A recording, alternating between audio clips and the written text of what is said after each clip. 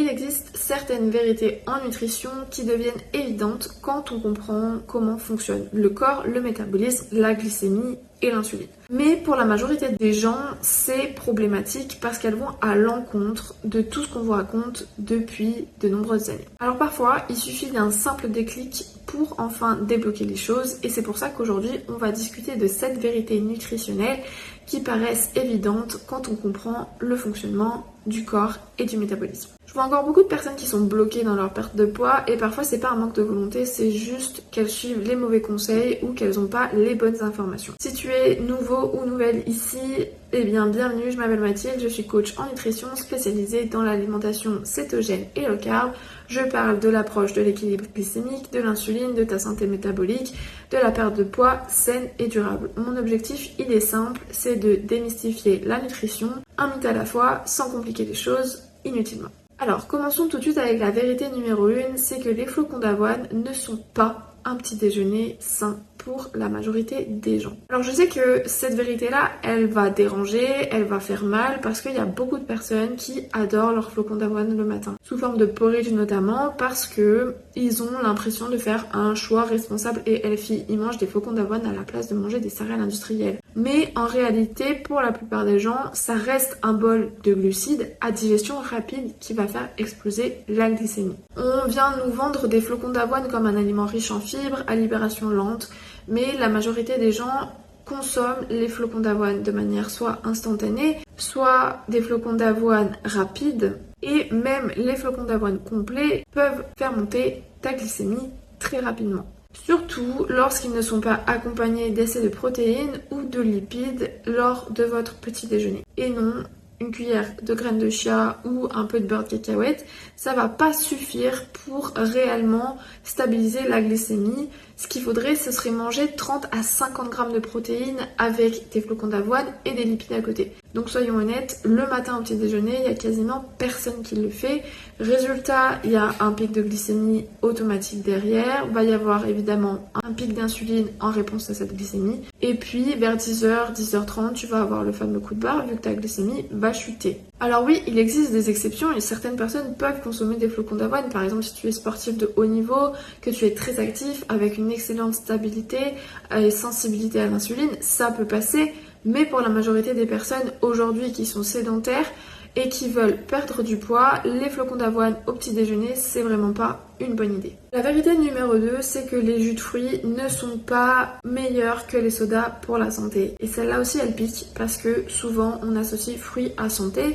Donc on pense que le jus de fruits, il est sain, surtout si c'est un 100% pur jus. Mais le problème, c'est que le jus de fruits, c'est pas un fruit. On vient enlever les fibres, il va rester que le sucre liquide sans fibres. Rien ralentit l'absorption, donc ta glycémie, elle va monter super vite.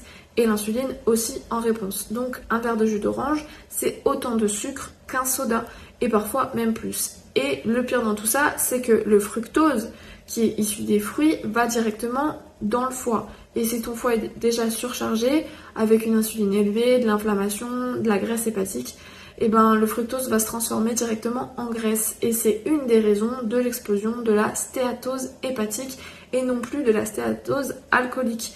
Donc non, le jus, c'est pas une alternative saine au soda.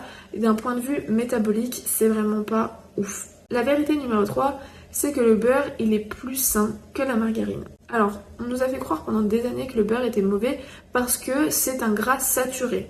Mais la margarine, elle n'est pas meilleure pour le cœur, contrairement à ce qu'on peut entendre dans les publicités, parce que la margarine, elle est fabriquée à partir d'huile végétale ultra transformée, extraite chimiquement, souvent oxydée et pro-inflammatoire. Le beurre, lui, si c'est un beurre naturel de pâturage, il y a 1 ou 2 ingrédients max. Il va contenir des vitamines liposolubles, A, D et K2. Il va venir soutenir tes hormones, ton énergie, parce qu'il est très satiétogène. Métaboliquement, il n'y a pas photo. Quand on comprend l'impact des huiles industrielles sur l'inflammation et sur ton insuline, le beurre gagne haut la main. Alors, si tu veux une base claire des aliments pour comprendre tout ça, j'ai mis un guide gratuit en description que tu peux aller télécharger. Ça te donnera des idées sur quel aliment il faut privilégier. La vérité numéro 4, c'est que le grignotage empêche de perdre du poids. On a banalisé le fait de manger toute la journée. Avec la présence quasi obsessionnelle des barres protéinées, des snacks healthy, des yaourts 0%, ou même quand on vous dit de manger un fruit au goûter, et ben ça fait que aujourd'hui les gens mangent tout le temps, toutes les 2 heures. Mais ça, c'est vraiment négatif pour ta glycémie et ton insuline notamment qui ne redescend jamais. Et quand l'insuline elle est élevée, eh ben tu peux pas brûler des graisses vu que c'est l'hormone du stockage. Donc c'est pas forcément tout le temps une question de calories, c'est aussi une question de timing hormonal. En fait, les personnes qui perdent du poids plus facilement, on remarque souvent qu'elles mangent des repas complets qui sont riches en protéines et riches en lipides et ça leur tient du coup 4 à 5 heures sans grignoter. Ce qui fait que leur insuline a le temps de baisser, ils ont aussi une glycémie plus stable et donc on va pouvoir directement aller taper dans les graisses. La vérité numéro 5, c'est que les protéines animales sont plus efficaces métaboliquement. Alors celle-là elle est sensible, mais on parle ici de physiologie, pas d'idéologie ou d'écologie. Les protéines animales, elles sont tout simplement plus biodisponibles. Elles sont plus complètes en acides aminés également. Et elles sont mieux utilisées par le corps, c'est scientifique. Elles sont là pour soutenir ta masse musculaire, ta thyroïde, tes hormones, ta satiété, ta glycémie. Alors oui, les protéines végétales, elles existent aussi, mais pour en avoir assez, il faut en manger souvent beaucoup.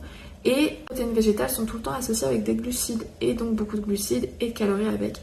Et chez les personnes insulino-résistantes ou qui cherchent à perdre du poids, ce n'est pas optimal. La vérité numéro 6, c'est que les régimes hypocaloriques détruisent ton métabolisme. Manger moins et bouger plus n'est pas une stratégie durable. Quand tu coupes trop les calories, ton métabolisme va ralentir. Ta thyroïde va baisser et ton cortisol, qui est l'hormone du stress, va augmenter. La faim, souvent, elle explose aussi.